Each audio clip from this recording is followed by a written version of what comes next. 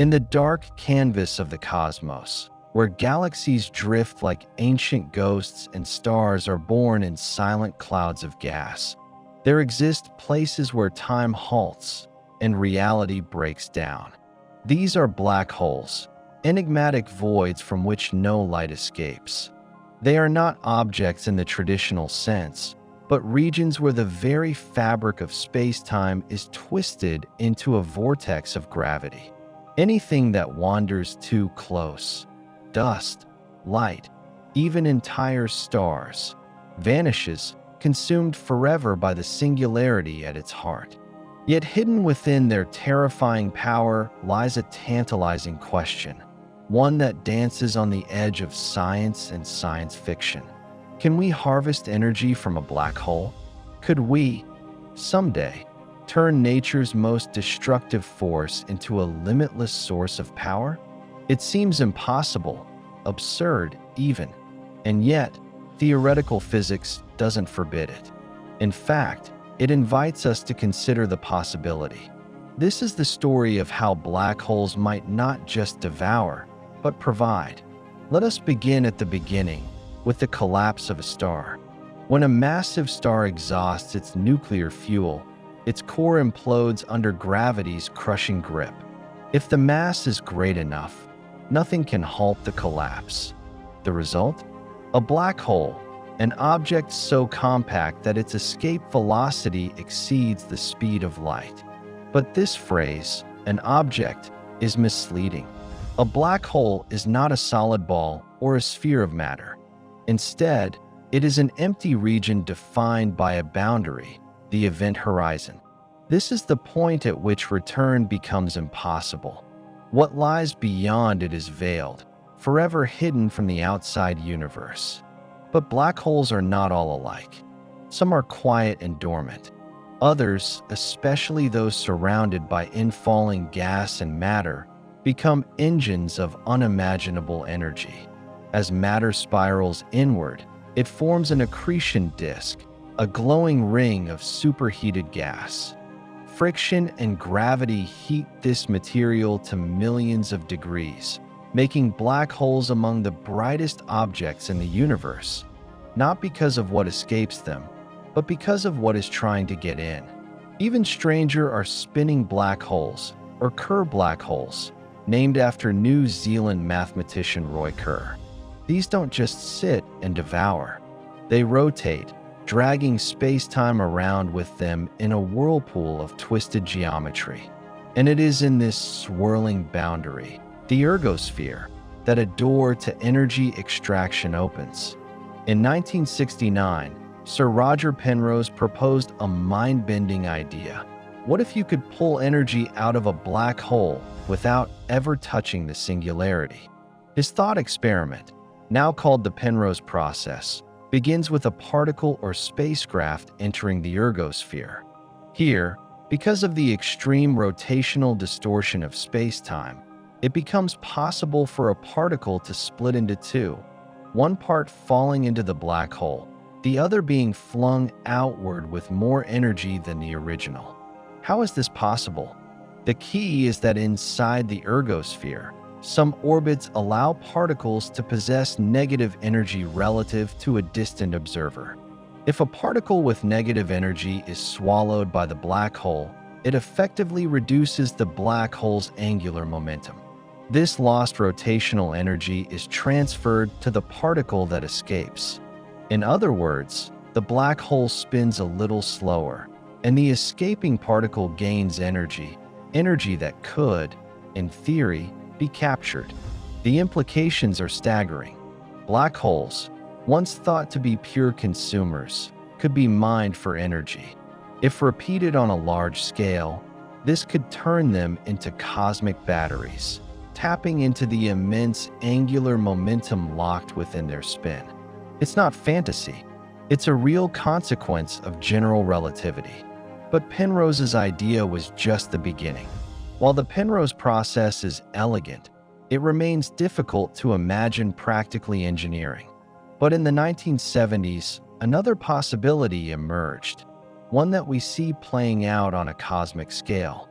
Physicists Roger Blandford and Roman Znaják described a process by which a rotating black hole, threaded by magnetic field lines, could power astrophysical jets, narrow, focused beams of plasma launched from the poles at nearly the speed of light. This mechanism, now known as the Blandford-Znaják process, doesn't rely on throwing particles into black holes. Instead, it involves magnetic fields anchored in the accretion disk. As the black hole spins, it drags these magnetic fields along with it, inducing enormous electric currents. These currents, in turn, launch particles away from the black hole in jets that span thousands of light years. We see these jets. Astronomers have captured them with radio telescopes, streams of matter blasting from supermassive black holes at the centers of galaxies. In fact, some of the most energetic phenomena in the universe, quasars, blazars, and active galactic nuclei, are thought to be powered by this very mechanism. If nature can do it, why not us? In theory, a civilization could build enormous structures around a black hole to collect this energy. They might use Dyson spheres, energy-collecting satellites, or tethers designed to extract power from the accretion disk or magnetic field interactions. It would require technology far beyond our own, but it would also provide nearly limitless energy. Let's confront the reality. We are centuries, perhaps millennia, away from building anything that can operate near a black hole. The challenges are staggering. Radiation near the accretion disk is lethal. Tidal forces could rip a spacecraft apart. Navigating a gravitational field where time itself bends would demand computing power we can scarcely imagine. Even finding a suitably active, nearby black hole would be difficult. The closest stellar mass black holes are thousands of light years away. The nearest supermassive black hole, Sagittarius A*, sits at the heart of our galaxy, 26,000 light years from Earth. And yet, the physics tells us that black hole energy is there, waiting. If we ever become a Type 2 or Type 3 civilization on the Kardashev scale, capable of harnessing all the energy of a star or galaxy, black holes will not be obstacles. They will be tools. Imagine orbiting power stations, drawing energy from the disk, beam, or ergosphere of a rotating black hole. Imagine spacecraft powered by artificial micro-black holes, each one radiating Hawking radiation in a controlled stream of power. We may never achieve this, but if we survive, evolve, and explore the stars, we may have no choice but to try. In the 1970s, another revolution began, not through relativity, but through quantum mechanics. Stephen Hawking discovered that black holes are not perfectly black.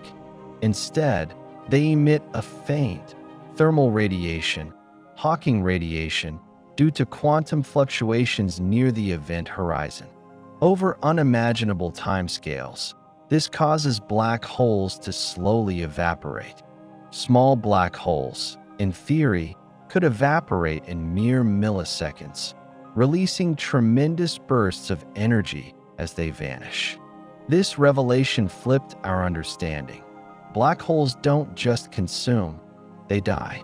The energy released during the final stages of a black hole's life could be immense. A black hole the size of a mountain could emit more energy in its last moments than all the nuclear weapons on Earth combined. Some theoretical physicists and futurists propose building artificial black holes, tiny, short-lived ones, that emit controlled Hawking radiation. These black hole reactors could be fed with mass to stabilize them, acting as perfect, efficient engines. While we haven't observed Hawking radiation yet, the theory is compelling. If verified, it could open the door to black hole-based energy in a totally new way, one rooted in the weirdness of quantum physics. Black holes are nature's great mystery. They are where our theories break, where our imagination strains, and where the known universe reaches its limits. And yet, they may also represent the pinnacle of future technology. What once terrified us may someday sustain us.